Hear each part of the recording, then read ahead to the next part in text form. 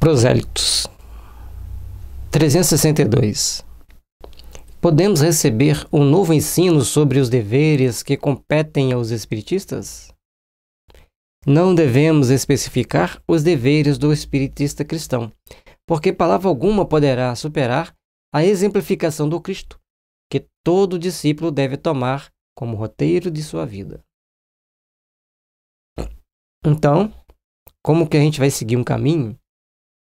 Qual o caminho que nós devemos seguir? Como devemos interpretar cada momento da nossa existência, a missão que nós temos pela frente? Então, faz-se necessário observar Jesus, o Cristo. Todo o seu roteiro é a exemplificação maior daquilo que nós devemos buscar para nos aperfeiçoarmos. Que o espiritista, nas suas atividades comuns, dispense o máximo de indulgência para com os seus semelhantes, sem nenhuma para consigo mesma, porque antes de cogitar da iluminação dos outros, deverá buscar a iluminação de si mesmo, no cumprimento de suas obrigações. E aí, esse trabalho que nós temos que fazer primeiro é nos melhorarmos. E aqui, certamente que o Chico deixou um grande exemplo para nós.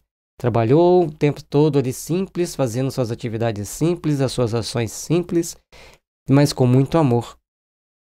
E tanto amor que angariando milhões e milhões de simpatizantes, de seguidores e de estudiosos de sua obra.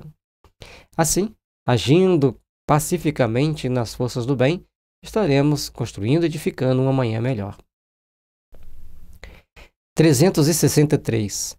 Como se justifica a existência de certas lutas antifraternas dentro dos grupos espiritistas? Os agrupamentos espiritistas necessitam entender que o seu aparelhamento não pode ser análogo ao das associações propriamente humanas. Embora seja uma associação humana, mas tenha ligação com o mundo espiritual. É o momento que você está ali para transcender, para elevar-se. Um grêmio espírita cristão deve ser mais que tudo a característica familiar, onde o amor e a simplicidade figurem na manifestação de todos os sentimentos.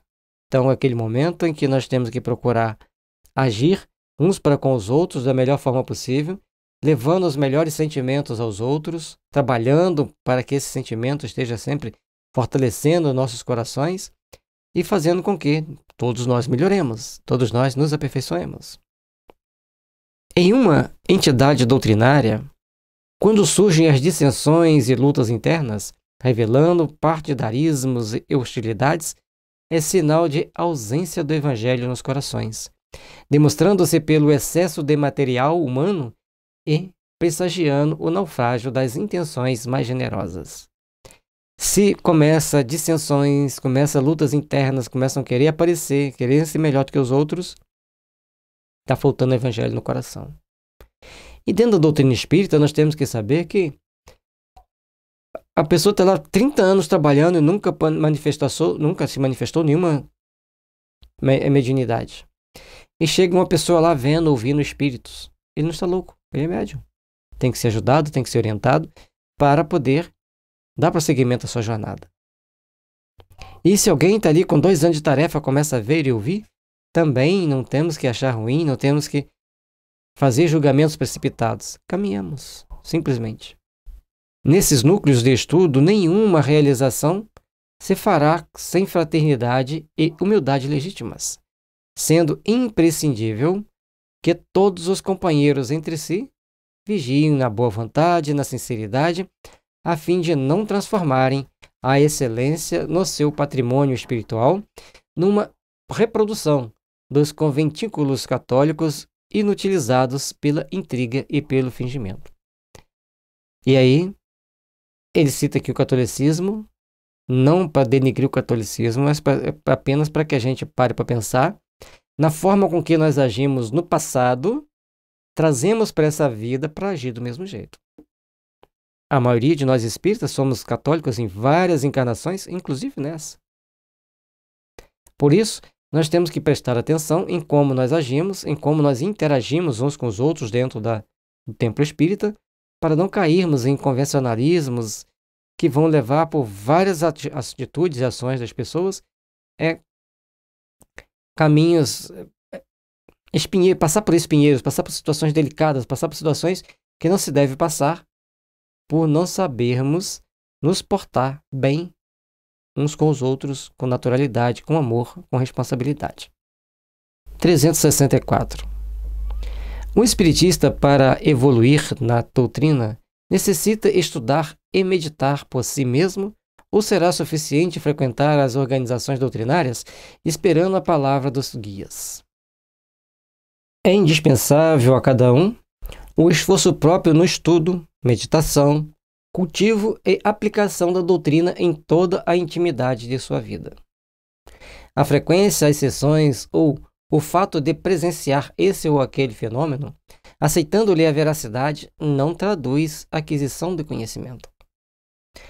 Então, para que nós adquiramos o conhecimento e procuremos interiorizar valores, nós temos que fazer os estudos, nós temos que meditar sobre o que nós estamos estudando, termos nosso momento de meditação, cultivar a aplicação da doutrina na nossa vida, no nosso dia a dia, para que a gente possa tê-la em nossa intimidade, para que a gente possa tê-la em nossas ações da vida. E frequentar simplesmente as sessões mediúnicas ou a casa espírita é uma responsabilidade a mais que nós temos, é um compromisso a mais que nós temos, mas todos nós temos que ter a responsabilidade na aquisição de conhecimentos superiores durante esses momentos. Um guia espiritual pode ser um bom amigo, mas nunca poderá desempenhar os vossos deveres próprios, nem vos arrancar das provas e das experiências imprescindíveis à vossa iluminação. Daí surge a necessidade de vos preparardes individualmente na doutrina para viverdes tais experiências com dignidade espiritual no instante oportuno. Então, nós temos que saber caminhar. O guia espiritual tem sempre aquela palavra amiga, tem sempre aquele jeitinho de passar uma intuição, de passar uma informação, mesmo que seja psicofônica, mas todos nós temos as experiências imprescindíveis para a nossa iluminação. E aí vai exigir dos nossos esforços próprios, dos nossos deveres próprios, da nossa forma de caminhar, de ver a vida, dos pontos de vista que nós temos, para alcançarmos a plenitude do nosso ser. E quando ele fala da nossa necessidade de preparar algo mais, preparar nossa individualidade, nós temos então que aprender a viver com dignidade espiritual cada momento que nós estamos, cada momento dessa nossa oportunidade. 365. Como devemos receber os ataques da crítica? Os espiritistas devem receber a crítica dos campos de opinião contrária com o máximo de serenidade moral, reconhecendo-lhe a utilidade essencial. Então, aqueles que querem nos atacar, seja de qual forma for, de quais ações eles quiserem nos atacar, nós temos que ter todo cuidado, ter toda prudência e serenidade moral. Porque os ataques normalmente vêm, os espíritos das trevas pululam em torno da Terra. Essas críticas se apresentam quase sempre com a finalidade preciosa, qual a de selecionar naturalmente as contribuições da propaganda doutrinária, afastando os elementos perturbadores e confusos e valorizando a cooperação legítima e sincera, porque todo ataque à verdade pura serve apenas para destacar e exaltar essa mesma verdade. Portanto, aqueles que fazem a crítica vão afastar aqueles ditos espíritas que não estão em condições e altura de fazer o trabalho. Então, esses serão naturalmente perturbados, afastados e separados. Mas aqueles que estiverem realmente brilhando na sua essência, naquilo que fazem, e aqueles que estiverem realmente procurando fazer o que é essencial que se deve fazer, aquilo que se espera de um espírita, eles vão continuar fazendo, vão continuar trabalhando, vão continuar realizando. Então, vamos procurar trabalhar e vamos ter muito discernimento. Entre nós espíritas, devemos sim saber orientar uns aos outros, chamar a atenção uns dos outros, é útil, necessário e importante. Mas não temos o direito de engrossar aos críticos, ao coro dos críticos, para tomarmos esta ou aquela ação contra esse ou aquela pessoa de qualquer religião, principalmente do espírita. Temos que ser mais irmãos, e se aquele irmão tiver realmente errado perante a mídia, simplesmente vamos falar em tom conciliador e, em particular, chamar a atenção conforme está no Evangelho. Chame seu irmão em particular e oriente-o. 366. Como deverá agir o espírita sincero quando encontra imperante certas extravagâncias doutrinárias? E essas extravagâncias doutrinárias são realmente muito complicadas para alguns que se dizem espírita sincero. Mas a pergunta aqui vai ter um outro sentido de entendimento, né? Um espírita sincero, diante de uma extravagância doutrinária, diante de muita pompa, se cala e se afasta, ou chama a atenção daquelas pessoas naturalmente. Ou compreende que aquele ali está num patamar de evolução necessário, passando por a condição de aprendizado necessária, para que todos, um dia, alcancem a plenitude do entendimento. À luz da fraternidade pura, jamais neguemos o concurso da boa palavra e da contribuição direta, sempre que oportuno, em benefício do esclarecimento de todos, guardando, todavia, o cuidado de nunca transigir com os verdadeiros princípios evangélicos, sem, contudo, ferir os sentimentos das pessoas. Então, temos que ser fraternos, temos que usar de boa palavra sempre, temos que estar sempre dispostos a contribuir e sempre dispostos a esclarecer. Mas também temos que guardar os bons sentimentos para não transigir, não criar problemas mais sérios, porque o verdadeiro princípio evangélico sempre vai nos trazer para a boa palavra, para o bom ensinamento, para aquela conversa amiga, fraterna. Se o outro não quiser ouvir, deixa-o. E se as pessoas perseverarem na incompreensão, cuide cada trabalhador da sua tarefa, porque Jesus afirmou que o trigo crescia ao lado do joio, em sua seara santa, mas ele, o cultivador da verdade divina, saberia escolher o bom grão na época da ceifa.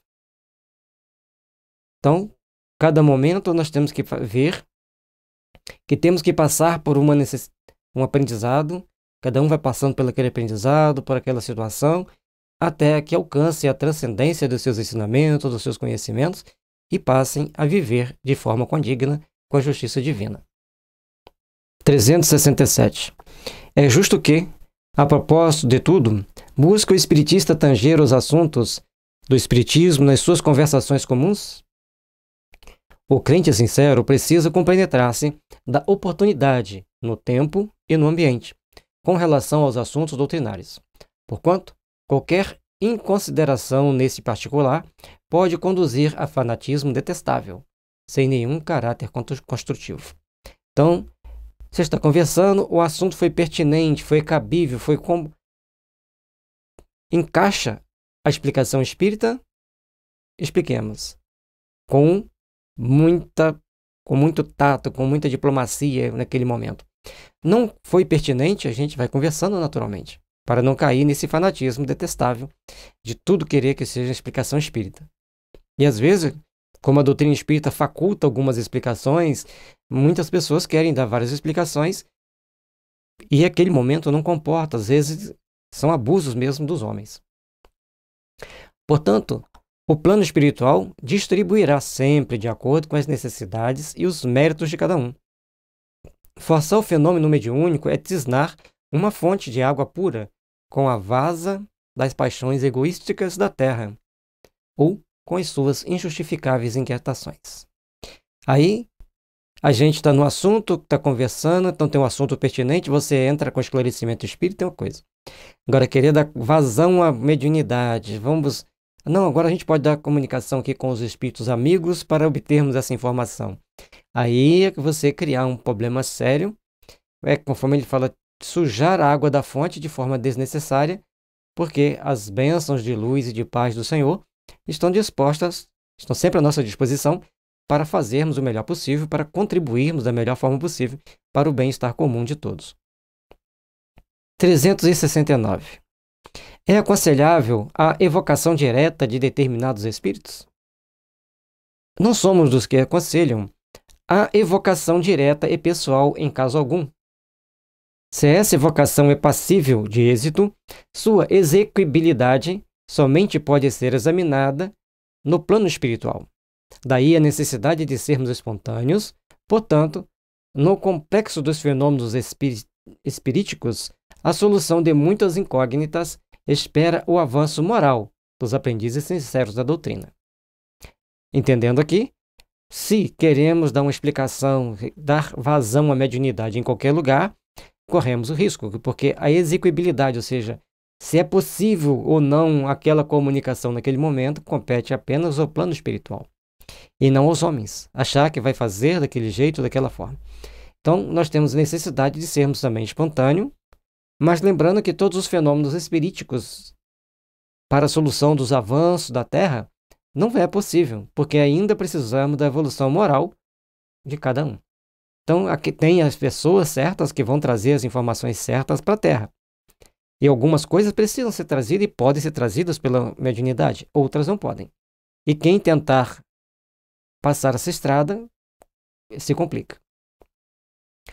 Um estudioso bem intencionado, portanto, deve pedir sem exigir, orar sem reclamar, observar sem pressa, considerando que a esfera espiritual lhe conhece os méritos e retribuirá os seus esforços de acordo com a necessidade da sua posição evolutiva e segundo o merecimento do seu coração.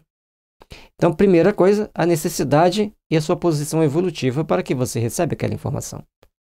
E a outra, cada um vai ter que entender, vai ter que se aprimorar para realizar algo de melhor, algo de mais útil naquilo que se propõe a fazer.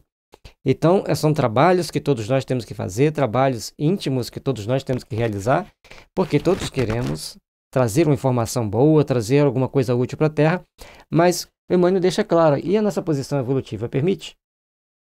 E a questão do merecimento do coração, nós temos sentimentos e um conjunto de fatores evolutivos que nos permite, naquele momento, passar aquela informação sem nos complicar para frente?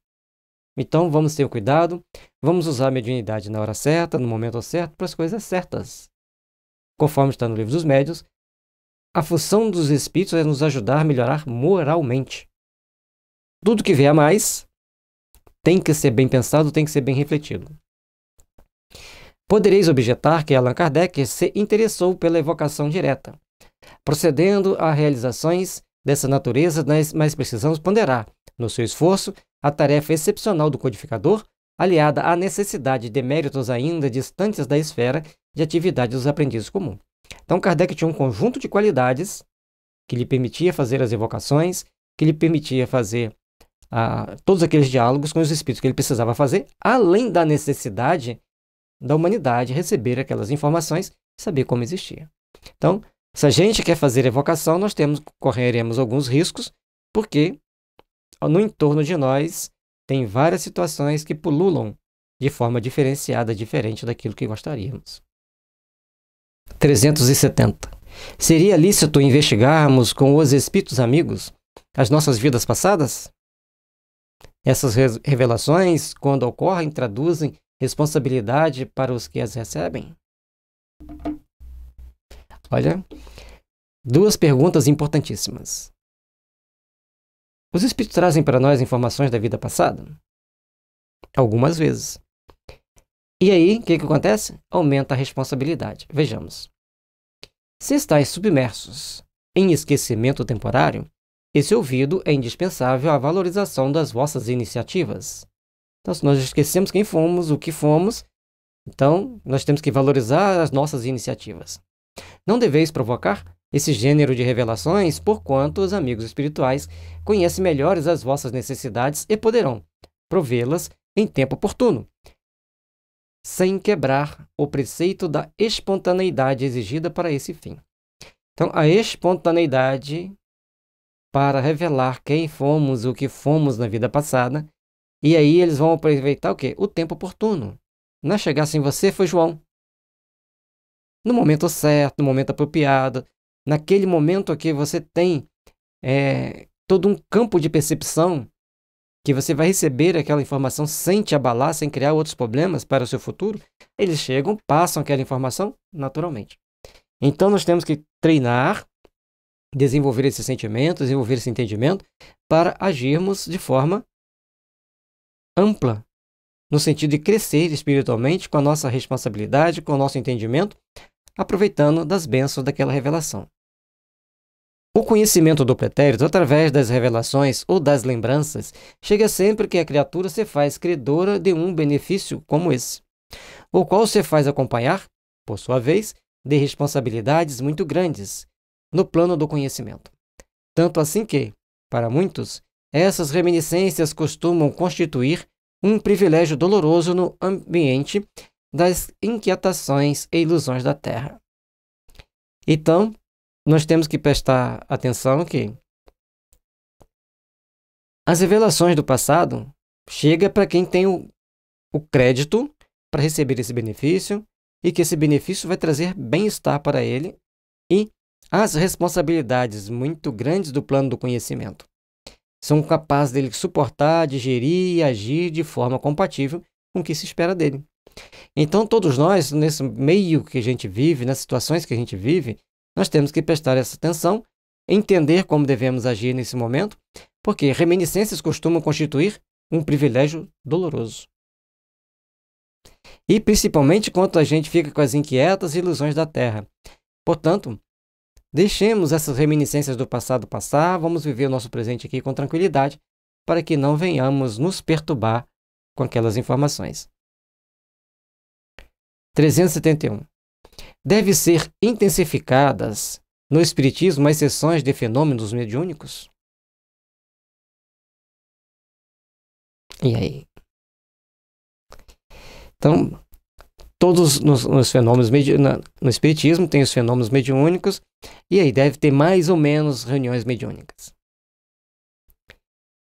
São muitos poucos ainda os núcleos espiritistas que se podem entregar à prática mediúnica com plena consciência do serviço que tem em mãos. Então, são poucas casas espíritas que têm condições de fazer uma reunião prática de mediunidade. Com plena consciência, com plena responsabilidade. Entendam isso. Motivo porque é aconselhável a intensificação das reuniões de leitura, meditação e comentário geral para as ilações morais e imprescindíveis no aparelhamento doutrinário, a fim de que numerosos centros bem intencionados não venham a cair no desânimo ou na incompreensão por causa de um prematuro comércio com as energias do plano invisível. Então, essas energias com o plano invisível, esse intercâmbio, tem que ser feito com maturidade, com responsabilidade, com pessoas compatíveis com aquelas necessidades, com aquelas possibilidades. Todos nós vamos trabalhar, todos nós vamos procurar agir para fazer com que tenhamos condições de entender mais, tenhamos condições de realizar algo mais transcendente para a vida. Então, se tem as reuniões, inicialmente, que sejam para fazer uma boa leitura, refletir sobre aquela leitura, fazer a leitura sentida, ler o parágrafo, deixa cada um dar uma leitura sozinha mentalmente sobre aquele parágrafo, pensem sobre o que cada um entendeu, dá um tempo para isso, depois as pessoas vão fazer um comentário, tirando as informações morais daquilo ali. A partir daquele momento, nós vamos ter, então, uma troca, do mesmo jeito com o mundo espiritual, mas sem as palavras deles de forma direta, até que todos estejam fortalecidos no Evangelho para realmente fazer os trabalhos que necessitamos fazer. É necessário, então, desempenharmos bem as nossas funções espíritas, primeiramente pelo conhecimento, pelo estudo, pela leitura, e depois continuaremos nosso trabalho na edificação verdadeira do bem.